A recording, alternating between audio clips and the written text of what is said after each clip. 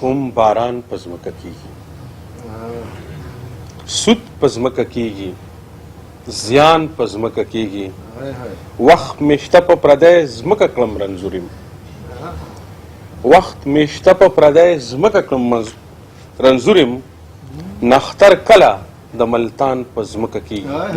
دا و زاهد شناس صاحب چې ډېر خوندور شعرونه ترې مو اورېدل، ستا یو نړۍ مننه. د مشاعرې بل شاعر ګران مشر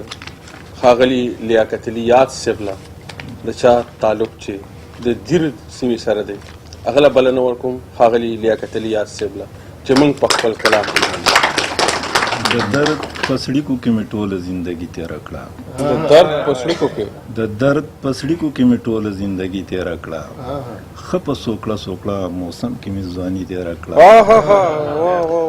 او څوک چې د حال پوښتنه وکړي نو مسکي شو ورته، څوک چې د حال پوښتنه وکړي نو مسکي شو ورته، په زړه زخمونه خو په شونډو مو سیالي تېره کړه، او زمونږ د خوار ژوندون د خوارې ورځې څوک ملګري،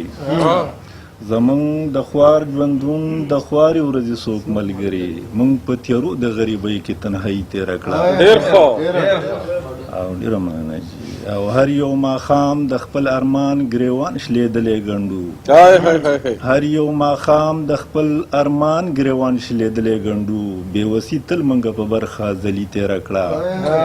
او هر یو ارمان مو د زړګي په سر شو پاتې راته، موږ د ژوند هر لحظه په اسویلي تېره کړه. او وایو چې شل بشي خو 19 ته شل کېږي کله، وایو چې شل بشي خو 19 ته شل کېږي کله، موږ هر ورځ هم په دې شمار د لیوني تېره کړه، وایو چې شل بشي خو 19 ته شل کېږي کله، موږ هر ورځ هم په دې شمار د لیوني تېره کړه. او زری زری ستړي ستومانه چې د کار راشو،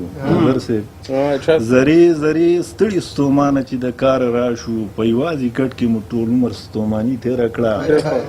او موږ د ګل نه څه خبر شو وږمې څه پېژنو، موږ د ګل نه څه خبر شو وږمې څه پېژنو، موږ په تشه خوله قصه د پسرلي تېره کړه، او هېڅوک د غم اډو خلاص نه دي تا ته وایم، هېڅوک د غم اډو خلاص نه دي تا ته وایم، چا په خپل ژوند کې همه عمر خوشحالي تېره کړه، او موږ د ژوند د ناوې مخ ته یو په تمه تمه، یاده موږ هره خوشحالي د ژوند خیالي تېره کړه. ووایه څوک زما په څنګ ودرېدو، ووایه څوک زما په څنګ ودرېدو، زما شعور زما په ننګ ودرېدو، او وار دې د لیچو د بنګړو تېر شه، وار دې د لیچو د بنګړو تېر شه، زما خو زړه په دغه شلنګ ودرېدو. دا و ښاغلی لیاقت علي یاد صاحب چې ډېر خوندور او ډېر دردېدلي شعرونه ترې موږ اورېدل، ستا یو نړۍ مننه کور مو ده. مشاعرې بل شاعر ګران مشر محمد پیاز بنګس صاحب د چا تعلق چې د انګودو سیمې سره دی، هغه له بلنه ورکوم چې موږ په خپل خوندور کلام باندې ونمانځي. محمد پیاز بنګس صاحب. بیا مننه صاحب ملګري ترنم دغه کوي او ترنم خو ډېر ښه شعرونه ځای صاحب. جی جی ارشاد. د سر مې واخله دستار نه در کوم، نه در کوم، نه در کوم، دا سر مې واخله دستار نه در کوم، نه در کوم، نه در کوم، د خپلې خاورې اختیار نه در کوم، نه در کوم، نه در کوم، دستا چمن ګلان به ډېر ښکلي وي، دستا چمن ګلان به ډېر ښکلي وي، خو زه د خپل چمن خار نه در کوم، نه در کوم، نه در کوم، کت پې تاج او د تخت دواړه راکړې، کت پې تاج او د تخت دواړه راکړې،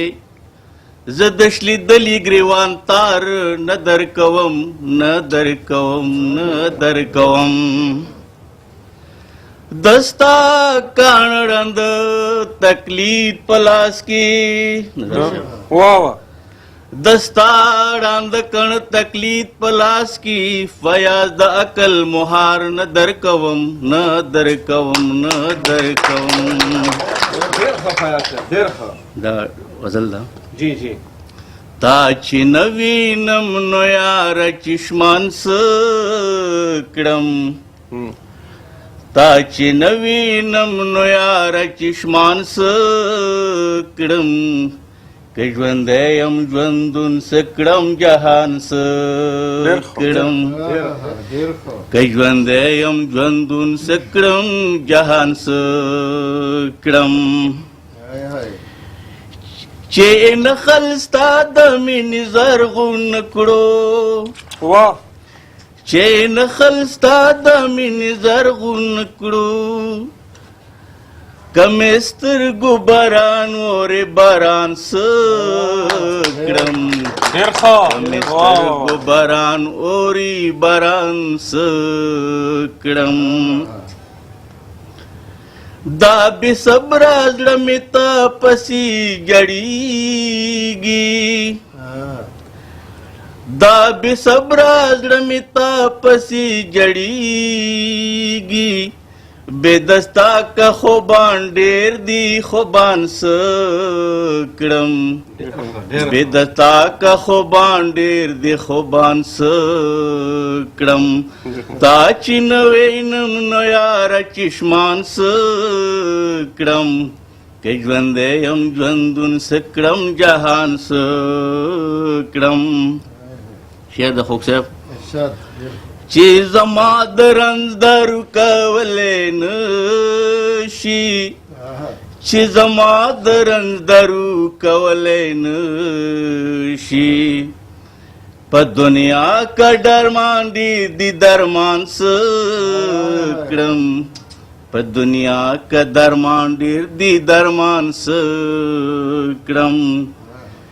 चिदयारुद खातिर बिदार नकड़ो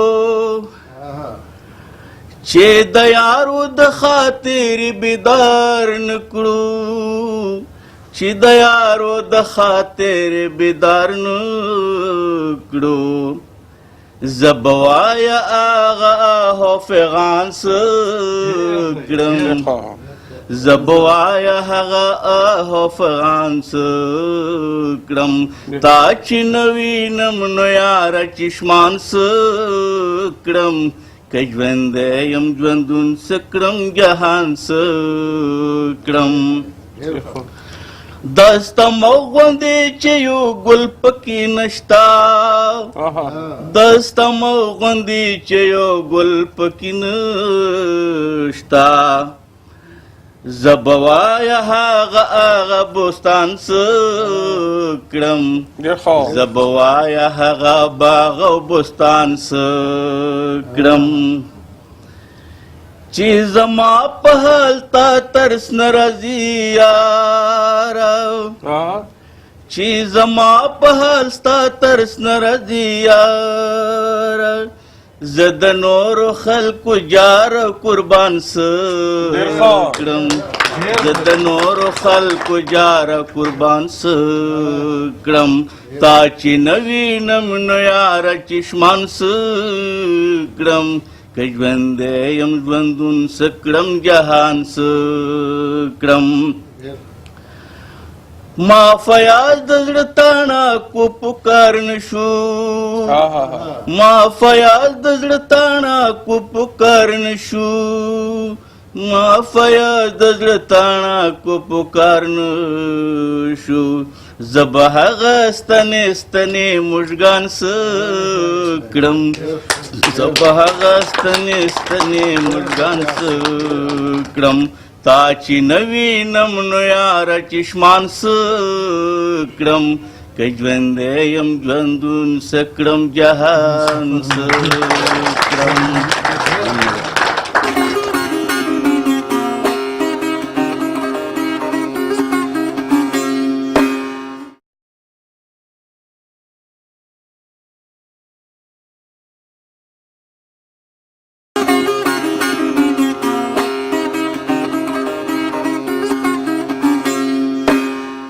مشاعرې بل شاعر خوږ او ګران مشر اختیار خان مومن د چا تعلق چې د مومند جنسای سره دی او د پاک پښتو ادبي کاروان ورته بابا وایي بلکې د کاروان بابا دی هغه له بلنه ورکوم چې موږ په خپل خوندور کلام باندې ونمانځي او د دې مشاعرې لپاره او د ځان لپاره او د شمشاد نړیوال ټلویزیون لپاره دا ډېره درنوي خبره ګڼم چې داسې ستر ستر مشران شاعران نن په دې مشاعره کې ګډون کوي. ارشاد ما چې ولید دلبر ستا چشمان زړه مې ولګېد په تندر د اسمان هر صحت مې جوړوي قصور مې څه دی نه پوهېږم په ګناو د خپل ځان د دنیا د دولتونو بې پروا یم ته مې دین ته مې دنیا ته مې ایمان اوښکې درومې د چشمانو رنګ یې یوړو ستا د یاده غافل نه یم یو زمان عشقه مې حدتونه غرسني کړه ځکه شي د لیونو په ما ګمان ستا غمونه مې سیله کې زیلی وکړې خړوبېږي مې د اوښکو په باران طبی د مال او سر مخکې څه د خدای جدا مه کله چا نه جانان رب د پاره یو فیروزو د وصال وکړه ګلزار بیا جوړ کړه د هجر په بیابان د ماشوم لکه چې یو خېټه مطلب وي عاشقه سي بې پروا په نور جهان د زړه کور مې یاره ستا په ښکلا ډک دی نه ځایږي بې ښایست د بل انسان که پې ستا د درد د سپیو لږه ماتېږي په قسم ترې زما غوښې شي قربان رب د پاره اشنا غم دې بیرته بوځه چې کوربه راته جوړ نه کړې د مهمان دا حکمت دې د کوم در سره پیدا کړه چې د ځان نه دې جدا کړو له خپل ځان زه اختیار به خپلې وینې صدقه کم که مې صبر شو دلبره ستا په شان تل د یار د غمه سوځم په نهران نه مې ځمکه پر یاد اخلي نه اسمان چې څوکړې زما د زړه باغونه وچکي چې څوکړې زما د زړه باغونه وچکي بیا پې څه که هره ورځ کېږي باران راز د عشق زه د خولې په دورشل بند کم راز د عشق زه د خولې په دورشن بل کم څرګندېږي حال د اوښکو د جریان ما اختیار به بې دستوره یار خپل کړی که دا نوم را پورې نه وی د افغان رحمان بابا وایي چې خاموشي که هر څو لویه مرتبه ده خاموشي که هر څو لویه مرتبه ده زه د یار سره په سوال او جواب خوښ یم دا و ښاغلی اختیار خان مومن صاحب چې ډېر درانه خواږه ډېر خوندور شعرونه ترې موږ اورېدل ستا یو نړۍ مننه کور مو ده تږی تږی یم چې نه یې جل مې اخلي چې دې وینم سعدالله جان برق وایي چې تږی تږی یم چې نه یې جل مې اخلي چې دې وینم اخیر سا به رانوځي په دې تنده لیونی کې چې دې خپل زړګي ته ګورم د یارانو په محفل کې چې دې خپل زړګي ته ګورم د یارانو په محفل کې لکه کور د چا کنډر وي په آباده آبادی کې دا زما خاوري ری ژوند دا زما خاوري ری ژوند پاکستان یا زمینه مینه دا زما خاوري ری ژوند پاکستان یا زمینه مینه لکه ګل وي چا ټومبلې په ریخي ریخي پګړی کې د سعدالله جان برق صاحب په دې خوږو شعرونو باندې د پاک پښتو ادبي کاروان دوحه قطر ګران صدر خپل ډیر خوږ او ګران مشر خوږ نصیب خوږ صاحب له بلنه ورکوم چې موږ په خپل خوندور کلام باندې ونمانځي خوږ نصیب خوږ صاحب ډیره مننه نظر صاحب زه خپل طرف نه او د خپل پاک پښتو ادبي کاروان له طرف نه نظر سبزي صاحب او د شمشاد ټي وي ټولو همکارانو ډیره زیاته مننه کوم او په دوه قطر کې ورته هرکلی وایم او هغه مینوال چې کوم دا پروګرام اوري هغو ته زما ډېرې نیکې پیرزوینې او زه یو خپل کتاب خوږ انتظار په نوم زه نظار صاحب ته ډالۍ کوم لکه څنګه رضا صاحب سواته چا هیڅ ونه وی او اسماعیل حساس صاحب خپل کتاب ګریوان هم ورته پیش کو او زم خپل طرف نه نظار سبزي صاحب ته خپل خوږ انتظار یو کتاب ډالۍ کوم ډېره ډېره دا یو څو شعرونه ارشاد جی ارشاد نوې دوران شولو وختونه نور شو نوې دوران شولو خیالونه نور شو تقاضې نوې شولې زړونه نور شو شعر د زه چې تر تا پورې در ورسېدم زه چې تر تا پورې در ورسېدم مرحلې نورې منزلونه نور شو لکه ضمیر آینا لاس کې درکړه لکه ضمیر آینا لاس کې درکړه چې ستا سرې باندې رنګونه نور شو ډېره مننه د نظریو او د اعصابو جنگ دی د نظریو او د اعصابو جنگ دی د حرب او ضرب روایتونه نور شو ما ویل چې یاد نه بدي وباسم خو ما ویل چې یاد نه بدي وباسم خو یاره چې هیر مې کړي یادونه نور شو دې پسې نظر صاحب مو د الله تعالی په عظمت کې څو کرښې تورې کړي دي او تاسو ته عرض دي چې مامور په کل صفات دی هغه ذات د الله ذات دی موجد د کائنات دی فنا نه لري حیات دی مدلل او مسبب دی د زمان او مکان رب دی نباتات که حیوانات دی هوا نور که جمادات دی بحر و بر کې چې ذرات دی ستا د کل نه جزئیات دی که عیان دی که محجوب دی هر څه تا پرې منصوب دی ته شاهد یې ته مشهود یې ته حاضر یې ته موجود یې حد دې نشته لا محدود یې ته خالق او ته معبود یې لوی خاوند د قدرتونو شهنشاه د جهانونو دا ظلمات دی که جلوی دی انس و جن که ملائکی دی که شعور کی تخانی دی ستا د لوی ذات معجزی دی خو نصیب په عقل خام یم په تعریف کې د ناکام یم ډېره مننه نظر صاحب ډېره مننه وخت چې مې په کم اوس بوزي د مجبورای بزم وخت چې مې په کم اوس بوزي د مجبورای بزم زه خو د اوبو په سر خسړه یم جانانا او خدای خبر د کومو مرحلو بلا تېرېږم خدای خبر د کومو مرحلو بلا تېرېږم دا خو لا د عشق مکتب کې چڼه یم جانانا او هغه چې په هر قدم ژوند سندره کړو هغه چې په هر قدم ژوند سندره کړو هغه تسکین اوس ژوندو کې مړه یم جانانا دا خوږ او ګران مشر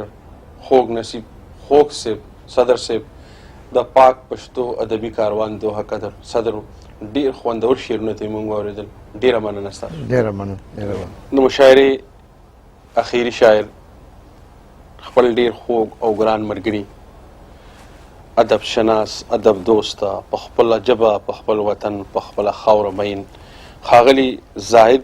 نریاب صاحب له بلنه ورکوم چې موږ په خپل خوندور کلام باندې نمانځي ښاغلی زاهد نریاب صاحب نظار صاحب ډېره مننه خو د خپل غزل او شعرونو مخکې زه د ملګرو دپاره او د شمشاد دپاره یو څو خبرې کول غواړم ستاسو په اجازې سره بالکل ملګرو که مونږ کلم چې کینو خاص کر مونږ مسافر ملګري نو زمونږ لاس کې ریموټ په ټي وي او سیټلایټ دنیا ده زمونږ د ټي وي په سکرین باندې یا زمونږ دغه کې په سوونو چینلې موجود دي خو مونږ پښتانه چې کله هم څه کتل غواړو د پښتو باره کې د پښتنو روایتونه کتل غواړو د پښتنو د ژوند هغه رویې کتل غواړو نو مونږ واقعي چې زمونږ لاس د شمشاد په بټنه ورځي زما دا خیال دی چې که په حاضر وخت کې کچا د پښتو روایت ژوندی ساتلی دی کچا د پښتو کلتور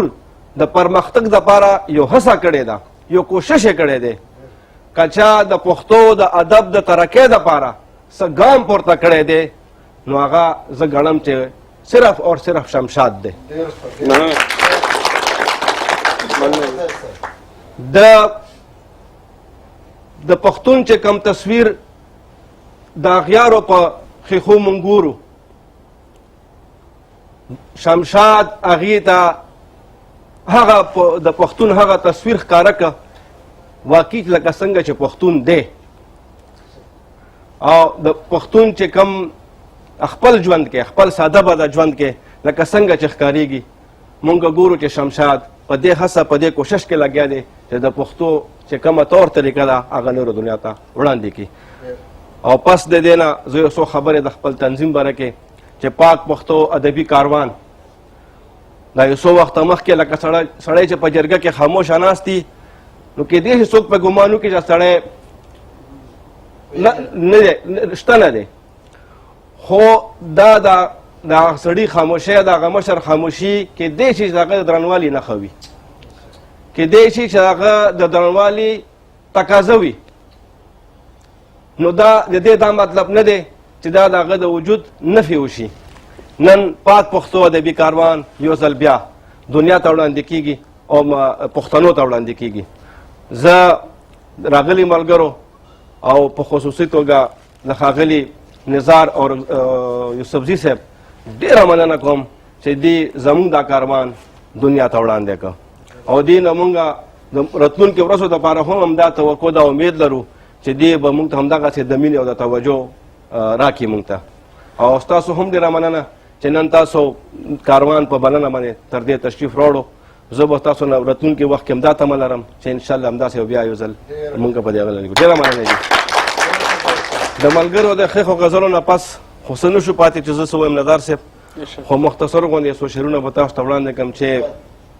ستا جفا نه به وفا کله جوړېږي ستا جفا نه به وفا کله جوړېږي دغه ورانه به زما کله جوړېږي ستا جفا نه به وفا کله جوړېږي دغه ورانه به زما کله جوړېږي او نورې شګې په ما مه راوړه جنونه نورې شګې په ما مه راوړه جنونه کور د عقل په صحرا کله جوړېږي ډېر ښه ډېر ښه نورې شګې په ما مه راوړه جنونه کور د عقل په صحرا کله جوړېږي او چې پښتو سره پښتو نه که زاهده چې پښتو سره پښتو نه که زاهده د سرحد نه پښتونخوا کله جوړېږي او بل یو مختصر لنډو بهرو لکه چې تاسو اجازه دي یو روماني غوندې هغه دی چې دلبر ته نه رسېږي چې دلبر ته نه رسېږي زړه هیڅ چرته نه رسېږي هغه آه خاورې ریشه هغه آه خاورې ریشه چې اثر ته نه رسېږي او که شبنم ډېر زورور شي که شبنم ډېر زورور شي مازدیګر ته نه رسېږي او میخانې د جهان واړه میخانې د جهان واړه ستا نظر ته نه رسېږي دا بیا ووایه دا شعر دا بیا ووایه میخانې د د جهان واړه ستا نظر ته نه ډېر ښه شعر رسېږي دی ډېر ښه شعر دی او ډېر ښه ملنګي به یاره څه کړم ملنګي ملنګي به یاره څه کړم چې ستا ورته نه رسېږي ملنګي به یاره څه کړم چې ستا ورته نه رسېږي چې د داره څوک یریږي چې د داره څوک یریږي هغه در ته نه رسېږي او بل شعر دی چې که سپوږمۍ ده او که ګل دی که سپوږمۍ ده او که ګل دی ستا بشر ته نه رسېږي نه رسېږي ډېر ښه او بې تهمته بې پیغوره بې تهمته بې پیغوره مینه سر ته نه رسېږي ډېر ښه بې پیغوره بې تهمته مینه سر ته نه رسېږي او آخري شعر دی چې پردی شیش محل زاهده پردی شیش محل زاهده خپل کندر ته نه رسېږي ډېر ښه تاسو ډېره ډېره مننه خو شمشاد خدمات خو ډېر زیات دي او په هر حواله ډېر زیات دي خو د شمشاد په ثقافت د پښتو لپاره په ثقافت د حوالې سره د ادب په حواله سره او د پښتون کلتور په حواله سره چې دې کم خدمات دي پاک پښتو ادبي کاروان د هغه خدماتو په اعتراف کې نن د خپل تنظیم اړخه دې ته یو ایوارډ ورکوي. ډیره مننه کوم د خپل طرفه د شمشاد نړیوال ټلویزیون لخوا د پاک پښتو ادبي کاروان ډیره مننه ستاسو د دې درناوي. د شمشاد ټلویزیون مینوالو دا وه زموږ د نننۍ ورځې خپرونه چې د دوحه قطر نه موږ تاسو ته وړاندې کړه. دې سره زموږ د نننۍ ورځې مشاعره سر ته ورسېده. په اخر کې یو ځلې زه بیا د پاک پښتو ادبي کاروان د ملګرو او د مشرانو د زړه له تل نه شکریه ادا کوم. دې سره د نه زه اجازت غواړم په لوی او مهربانه خدای مسمارم. ښاد او آباد اوسئ. د الله په امان.